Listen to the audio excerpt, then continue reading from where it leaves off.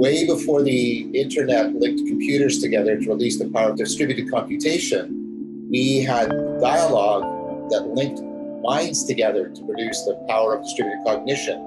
This collective intelligence we have is our most powerful adaptation for being on the planet. You and I are speaking English. Neither one of us invented English. Neither one of us are maintaining all of this technology, right? Neither one of us are individually running all the science right, and all the philosophy that's making all of this possible, all the psychology. Like what happens in these practices, the circling, the philosophical fellowship, the Dialogos, people get a sense of the presence of this collective intelligence. The ancients had a word for it, logos. That's why it's called Dialogos, dialogue, the way of the logos, and how that could guide them into a process of deep existential meaning, transformation, and a guide for the cultivation of wisdom that all human beings ultimately need.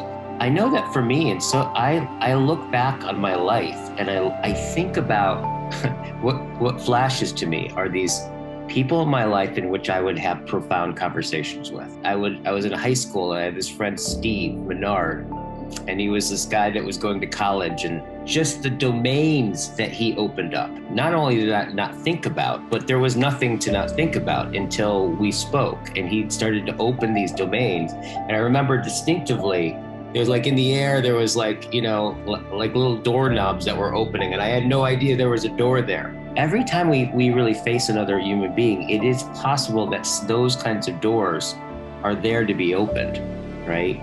Yes. And in some sense, the Dialogos, right, encircling and the philosophical fellowship, these things are ways are practices that one, acknowledge that potential, I think, and are different ways of practicing, opening those doors, and realizing a world that you then, the realization are things that you actually then live inside of.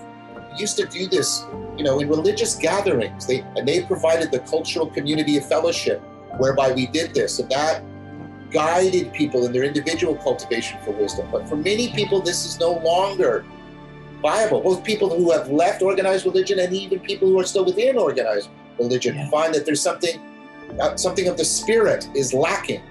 And we need this kind of actual dialogue, because we are suffering from idle talk and bullshit, and it's overwhelming us.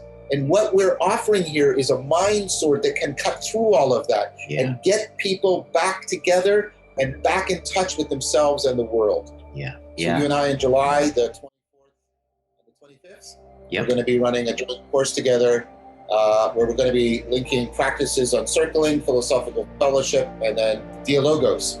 So I'm very excited about this. I'm really looking forward to it. We're at a turning point right now in the culture, and I think the best thing we can do in these very uncertain times is to cultivate individual, collective, wise, meaningful connections, because that is what is going to see us through. Yeah, absolutely. I'm glad we're doing this, John. Me too.